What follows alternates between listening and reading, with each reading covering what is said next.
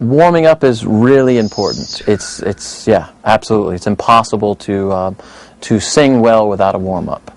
And it's the equivalent, I always tell my students, it's the equivalent of going to the gym. If you weren't to warm up before you were singing, you would go to the gym and lift 200 pounds right from the start. And that's not, although singing is not weightlifting, that would hurt. It wouldn't feel too good. So the warm-up is to get the muscles released and ready to go, and ready to be at your beck and call. And until you've done that, you shouldn't be using them. So that's why I say every morning.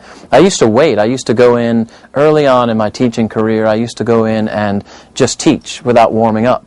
And I found that by the end of the day I could hardly talk, and I found I wasn't using my voice in the right way.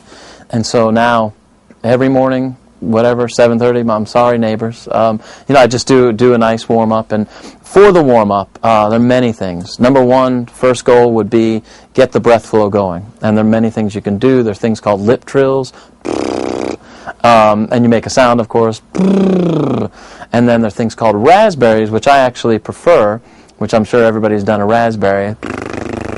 Stick your tongue out and make that sound, and then add a sound to that.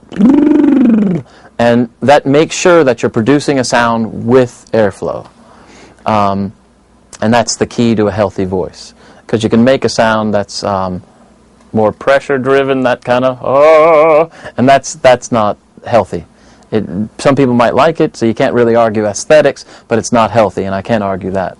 If it's too pressured a sound, it'll injure the voice over time. So airflow's first, those little things, and then scales. And I always start from the top down. Always from the top down, because it goes with the natural breath cycle. If you breathe in, you're dealing with pressures. If you breathe in, you have more lung pressure than at the end of the breath cycle.